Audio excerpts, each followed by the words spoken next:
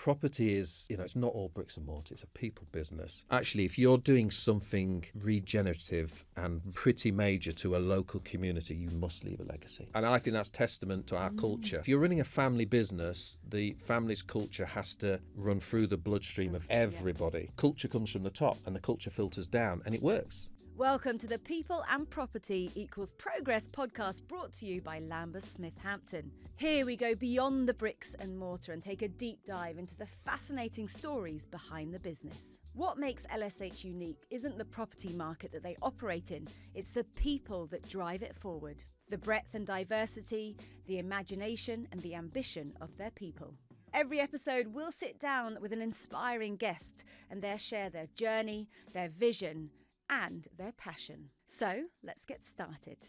Right, Simon, thank you so much for coming on the podcast. Now, the last time I saw you, we were teaming up, winning, playing paddle against Ezra. That's how we met, Ezra. You introduced us and then we became victorious. As I recall, 3 times we maybe played together undefeated. Undefeated. Yes, to that. Very, very good. Against this man. Yeah. Look at him. He's Very like, good. I don't know Not what to happy. say to this. Not happy. That's not a good start here. Simon, this doesn't bode well. Ezra's starting on the back foot already. Yeah, already. Absolutely. But obviously you guys have a strong working relationship and friendship. How challenging is it for you to know when you're being professional and when you can go and have a beer and beat each other at paddle? When do you find the time to know? I suppose if I recount the story of when I met Ezra. So I was probably a spotty little 20-year-old, just moved to London. That's 28 years ago. We were selling a piece of land in Richmond, Surrey, if you remember it. It was at the back of the big Sainsbury's supermarket there, and it was welling it down. The heavens were open, and I actually drove to the site that when I met Ezra and Etienne was there as well, who were advisors, and those two numpties turned up without an umbrella. Oh, so he just wanted to get up close and personal straight away. So Let's they share turned yours. Yes, so they turn up. I'm sort of sheltering in the car. I see these 2 guys running who are completely drenched from the rain, and I think that must be Ezra. And anyway, so Ezra and Etienne turned up. We were just looking at a piece of land. And what to do and the marketing strategy to sell the piece of land and what have you. So I thought, thankfully I had a spare umbrella in the boot of my car. So I opened it up, but the spare umbrella was from a competing business, and it was a bright green umbrella. So I gave them the umbrella, which they obviously couldn't use. So we just sat in the car, I think, Did for you half an hour. sacrifice being wet because you didn't want to stand on this competitor Too umbrella? embarrassing. Just could never do that. Never do that. That's And a big since, no-no. And ever since then, one of my bête noire subjects is quite often, oddly, if people join LSH, for some reason, not only do they bring their day books and their various other accoutrements from their previous, but they seem to bring their umbrella, and they think it's okay to use the umbrella from the previous job. Let me tell you, when I see that, it goes straight in the bin. So on signing, do you get a red LSH umbrella? Do you get red everything? You're like, right, here, you've got a job, and this is what you need for your day-to-day life. You're prepared for everything. Don't you be unbranded. We try to make sure that everyone is on brand. I think branding is actually really, really important. And it's how I realised that you were so successful, because I came to your ski challenge that first year. And I remember going to my bed and there was a huge pack of branded goods there. And I was like, okay, these guys mean business. Like, it does, it is part of the essence of the company. It absolutely is. And it's an essential message of who you are and the constant reminder of who you are and the fact that you're proud of who you are. So talking about who you are, Simon, explain to me how you are in this LSH collaboration, what you do and what business you're in. So going back to sort of the earlier story, my point was that actually there was a friendship built pretty much straight away based on humour. I believe humour and building relationships with people is so important, because property is, it's not all bricks and mortar, it's a people business. People are vitally important, and people, whether it's Ezra, who I've known, since I've moved to London, whether it's architects, engineers, other similar businesses to Ezra who we use, they've been with us 2-3 decades as a business, and some of them even longer than that. So it's a people business. It's so important. And with that, Scarborough Group have achieved a huge amount, principally because of this man here and his Lambert Smith Hampton colleagues. This is over the unrehearsed, by the years. way, Shimmy. No, This is but completely it's true, unrehearsed. and there's others. There's 1 or 2 of us who have really supported the group up and down the country as we go about our business. Scarborough, my dad's a very humble background in Sheffield, council estate in Sheffield. The place he went on holiday with his parents was Scarborough. So he thought it'd be a good idea when he was older, I'll move to Scarborough. So Dad set up this business from the town of Scarborough, and named the business after the town of Scarborough. And that's, not many people know that's how the sort of brand and the name and everything. And over the years, and we've got our 50th anniversary next year. We're 50 years old next year, so we're going to really push and promote that. But I'd like to think where we do our business and where we trade, our Scarborough brand is very, very good. But it's made better with the likes of Lambert Smith Hampton. Yeah, that collaboration is key to success. We need agents that work in that regional cities and towns and regional offices with, expertise on the ground, as the expression. But does that make it easy to work with LSH then? Because they have that reach all over the UK. You don't have to think, okay, they're not present there, we've got to go to someone else. You know LSH, you know how they work, so you can just tap into that all over the UK. Definitely. And I'm fortunate, and I'm sure other clients are fortunate, that if we're looking at a project in Liverpool, wherever it be, I can pick up the phone to Ezra and say, all right, I need some local expertise here. Come and help me. I need to go and speak to some people. And that's where Lamberts give us real value, is I can, fortunate to go to the top dog, and then I get the coverage that we need as a business, which we are unique. There's not many businesses work in the various territories that we do on such a big scale. That does make us quite unique. Challenging, but unique. And another challenge, do you feel pressure being the son of the man who set up the company? Like, you are leading the company now that your father, set up from a passion that he had from Scarborough. I never thought about it before, to be honest. I mean, you're the legacy. Me and my brother, but Dad is 77. Nearly. I'm looking at you. 6, I think. Yeah, and I suppose he's still working. So we split the roles quite well. So he's very much an executive chairman. I very much probably do more of the day-to-day, and I've got a brilliant team who assist and help me do the day-to-day. And he's still day-to-day involved in one or two of the projects because they're close and it's precious to him. And he's a brilliant executive chairman in that regard, and he still works 24/7. Yeah, I suppose there is pressures of the legacy because that's not going to be normal in left. property, is it? To have businesses that are passed down through generations that are still around today. For a private propco to be 50 years old next year, that's probably unique. I've never thought about it, to be honest. I think it's amazing. I mean, we're here to talk about people, and you've got amazing people's story. You haven't followed your father into his pathway. You've joined him and created something huge. I don't know what to say. I've never thought about it, but it's. I suppose you sort of pick up and you learn as you go along. As a kid, I wanted to be a professional footballer. I was lucky enough to be a YTS footballer at lower league level. I was fortunate enough to be able to still study, so I still got my my A levels and what have you, whilst being on the youth training scheme, as it used to be called. And then I moved to London on what was called a sandwich year. They call it an internship now, wouldn't they? And I just love London. And I worked for a firm of quantity surveyors for a very dear friend, John Burnley, who's like a godfather to me. He's not my official godfather, but he's like a godfather. Still see him very regularly. And the only reason I did that, I studied quantity surveying because my dad did. So I don't think I planned it. It just kind of happened, and then it's worked out to be. Well, he had an amazing life from it, and still does. So if someone who you're inspired by enjoys it, then it's likely as a young person that you'll want to do it. I mean, my son wants to be an Olympic downhill skier. I think I've definitely given him the rose-tinted glasses about how great it was. Sometimes I try and show him my lead and be like, no, I'm a broken mum. And he's like, no, I still want to do it. You talked about being a semi-professional footballer. What skills are you bringing into who you are now, Simon, from being an athlete and dedicating your early life to sport? Determination, consistency. Ruthless? Do you have to be ruthless? I would say determination, consistency. You're very competitive. I am competitive, especially when I play paddle against Ezra. That's why these days I choose to play with him. My partner drags me through those games and makes me undefeated. Because I think athletes are quite good in life after sport of taking criticism, because we know that it's someone telling us something that might hurt at the time, but it will better us in the long run. I was involved in football for many years, so I'm used to criticism. It doesn't bother me. Do you agree with that? Do you find that you can have really open communication with Simon and be very transparent about the barriers and challenges you guys will face together because of his past as an athlete? The thing about Simon and my relationship is that I sort of uniquely have a relationship with Kevin, and I've known Kevin for as many years as I've known Simon. So for me, it's sort of, and particularly when we're together, we can't stop talking because we're all talking at the same time, and there are no barriers in our conversations. They're very personal, they're very business orientated, they're very open conversations. So if there's things on his mind, I know he's going to share that with me. And if there's things on my mind, I'm going to share that with you. That is the nature of our relationship. It's very open. It's unusual. It's an unusual relationship. Yeah, you have mentors in life, don't you? And I suppose my early career, there was a guy called Ian Battle who was at Story, Sons and Parker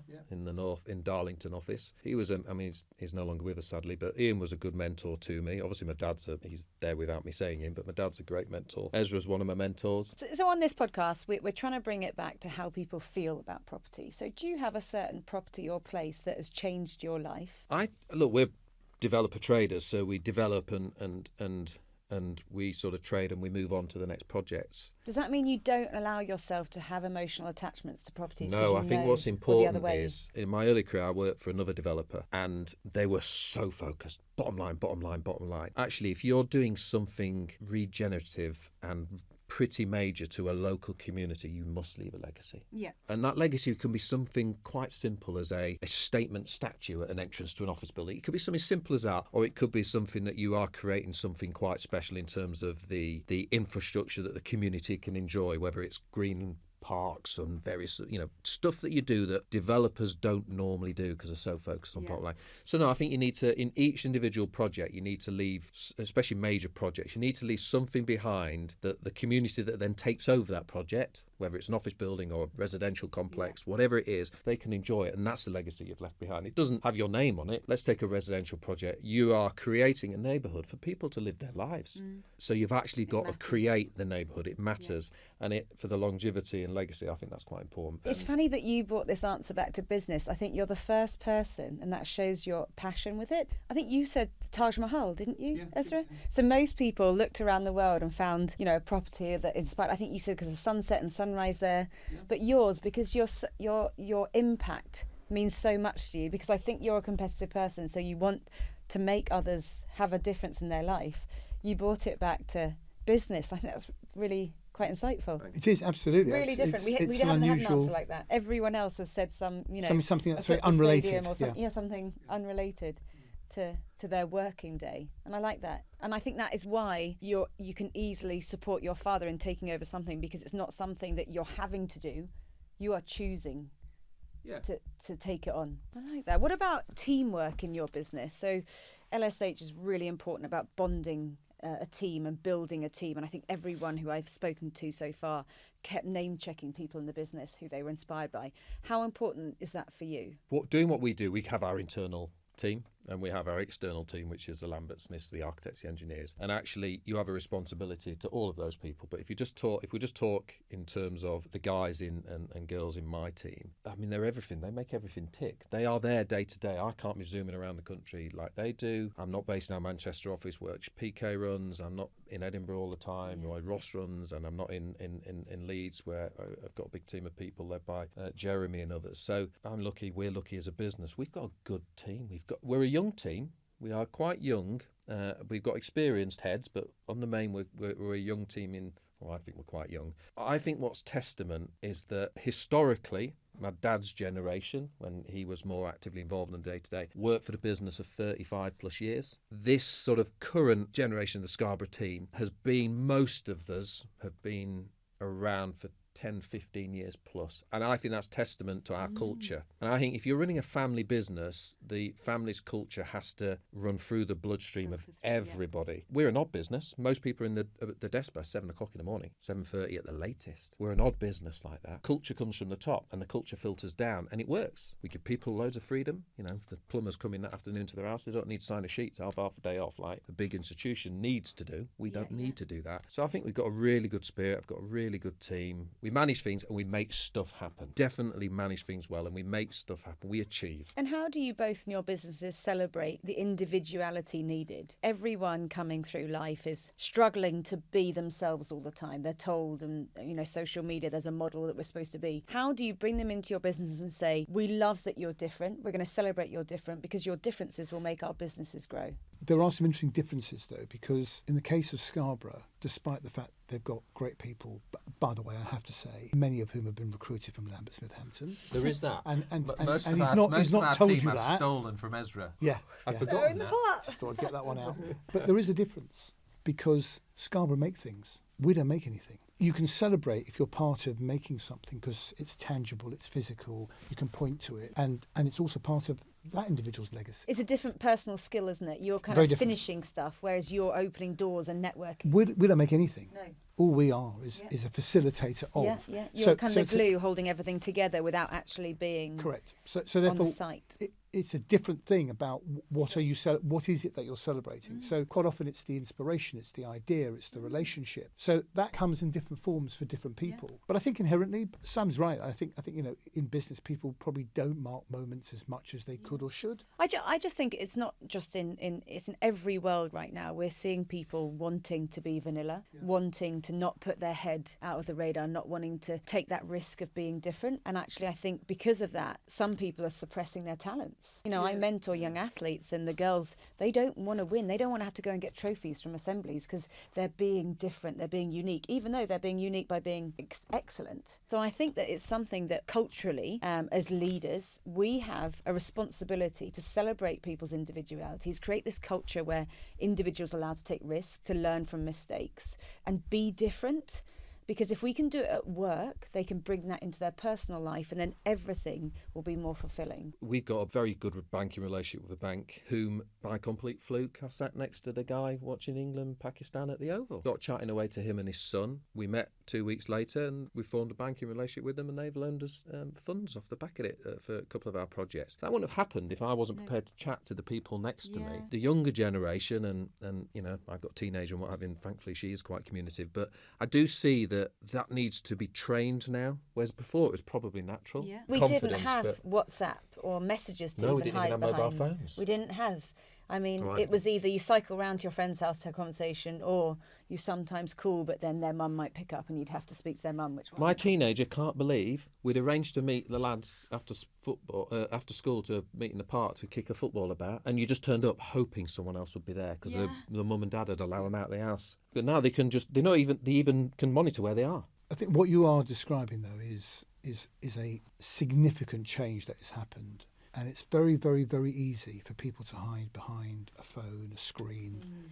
I'm not even going to say a phone in the sense of a call. It's emails. It's everything other than trying to pick up the phone and trying to create the engagement, the coffee, the chat. And I try to say to people regularly, and it does sound old that you're saying it, but it's true. People skills in a people business are absolutely fundamental. And that is about Simon's example, when you're sitting next to somebody and you create an opportunity out of nothing. You're being polite apart from anything else, and you're having a conversation. In that instance, actually, it sparks an opportunity to do something together. People got to be always alert to that. And I always say to people, any meeting that you take, you're going to learn something. You're going to learn something. And I think too few people are willing to take a chance of putting themselves in positions to engage directly with new contacts, etc., etc. And I just wonder whether or not part of that is a self-confidence point.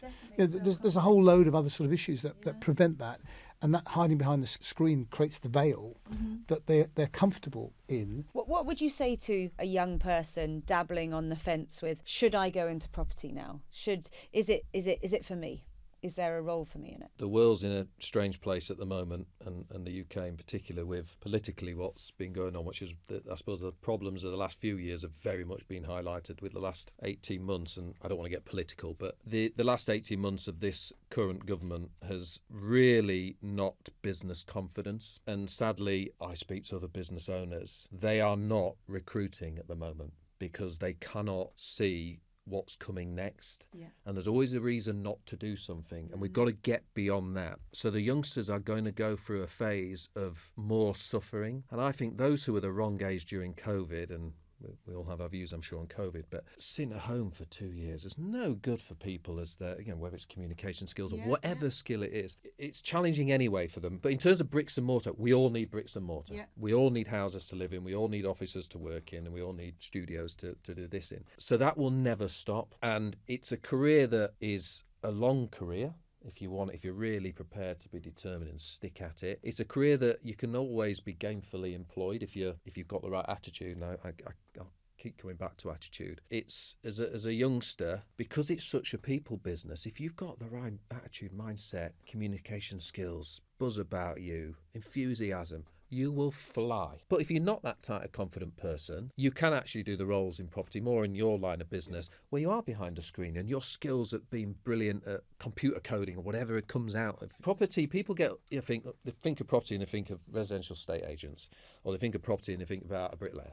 It is not that. You know, my team, I've got two Nicolas, sales and marketing director. I've got Nicola, who's head of business development PR. I've then got Paul's, I've got Howard's. They all do different aspects of property. Some are very commercial, some are technical, some are bricks and mortar, some are PR and marketing, some are sales and marketing in terms of selling apartments. Whereas people, I think, get very blinkered in property. There's many jobs within the sector. In our side of the divide between sort of advisory and client side is that the thing that constantly amazes me is that a lot of people come into property as a sort of Hobson's choice. I didn't want to do that, I didn't want to do that, and I didn't want to do that, and therefore they almost stumbled into real estate. And when they do, most people are pretty surprised as to how diverse it is. So what we do as a business, when we operate through 15 different service lines, most people wouldn't have a clue as to how diverse it is and the skill sets required to operate in those different ways. And you don't have to be a chartered surveyor to do many of the things that we do. There's probably only a couple of areas where there's specific qualification required for you actually to be a valuer or to be a building surveyor. In most other areas, actually, you can come from any kind of walk of life. And is that why the avenue of the apprenticeships is so important for you? So people have a little trial and test. For me, for two reasons, actually, the apprenticeship. I think, one, because I think giving people an opportunity actually inherently is just such a great thing to be doing anyway. At the same time, you're getting people that you can really influence, mould and shape who become very loyal. And they become very hardworking and they get it. Our experience with apprenticeships is really, really positive. I think graduates, it's a different thing now, because graduates have different levels of expectation. He trains them up and they come and work for us. But the thing is, to Simon's point, is that when you're in the world of development-led projects, and Scarborough in the world of development-led projects, and without embarrassing either Simon or Kevin, they have got some of the best, most exciting projects in the country. They've got brilliant sites. They're fantastic sites. But they're also in a sector that is really hard. It's really tough. Development is really, really tough today. And I think, to your earlier point, I think the political climate in facing into the challenges on planning is horrific. It's coming more and more to light in terms of what is actually going on out there in the real world, in terms of the number of housing starts that are going on. Scarborough, again, somewhat unusually, straddle the array of different types of developments. They will build housing, they will build industrial units, they'll build shopping centres, they will build literally across the spectrum. Their expertise is developed, not specific to anything. They can literally do it all and have done it all for many, many years. The problem is, planning is an absolutely key area to facilitate development. Yeah.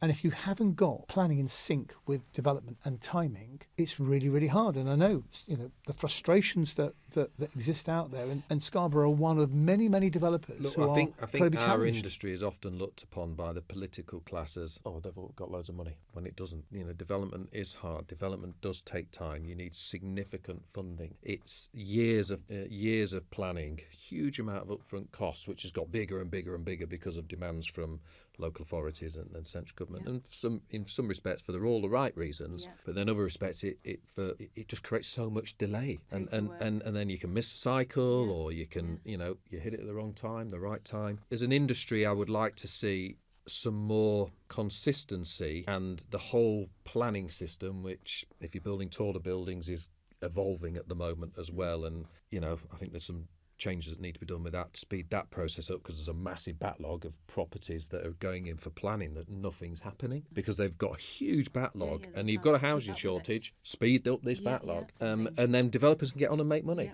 And if we make money, we're building more houses, or we're building more offices, or we're building more industry. The economy's growing, everyone's winning. On that then, Simon, when you think about your future as a business, we've heard that you are very unique because you're a jack of all trades across multi-development sites. Do you see yourself focusing on something, maybe residential going forward, or is that never part of the future for you? Or can we're multi-sector because of the nature of our projects. Okay. They're large-scale development that are naturally, because the landholding buildings are so large, they naturally cover different. Industrial or residential or offices. But no, we're a hands-dirty propco, and we get stuck in. We look at opportunities, not sectorial stuff, which in some respects makes us unique, makes us a bit different. Yeah, we're a hands-dirty propco. We just get on, manage stuff, and well, obviously, you've lasted 50-year party's going to be big. That's exciting. Well, Nicola's busy arranging a full series of things. Oh, that's really fun. So it should be good fun. What values do you think you both share, and what values of LSH do you use and highlight as kind of the top 3 things that LSH have that you think is why you need them? Loyalty. Personality. See, that's why it's so important. Absolutely. And determination to get it right. Not always for Ezra and the Lambert's team, but get it right for their clients. So I've just... they're probably the 3 I'd think of. What immediately jumped to my head, I'm sure I can think of many more. So with that's obviously you enjoy the challenge at LSH. You enjoy looking at things differently. And I think that's because the people you employ can give themselves to that challenge. I think it's a complex subject, right? When you consider the relationship that you build with clients across the board. We've talked about the human factor, the importance of human interaction, building relationships at all levels. But the thing about property when it comes to clients who are spending their money, who are developing, who are investing, and I've spent most of my career with clients who do just that, is ownership. So I think that's probably the biggest single thing that I would teach somebody young coming in, which is treat the client's money as if it's your money.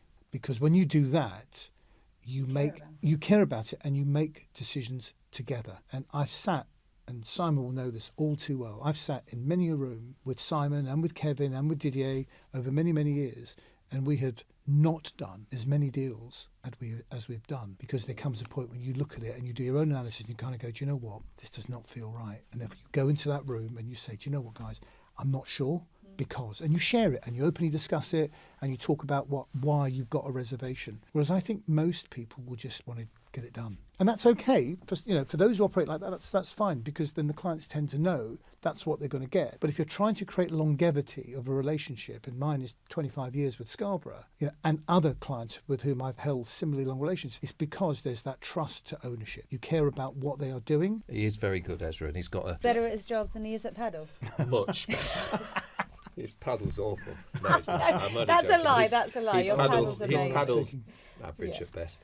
Well, no, but we've got to get another date in the diary for paddle. Yeah, we'll definitely do. So we can keep bringing out the people in this, business working friendship that you guys have, because I think that's why you're both succeeding, because you both know each other's strengths, and that's the same as a paddle partnership as well, guys. Absolutely, undefeated paddle partnership. Bring your yeah, exactly. Well, thank you so much. No, thank you. That was fun. Thanks, Shemi. Thanks, Simon. Thank you.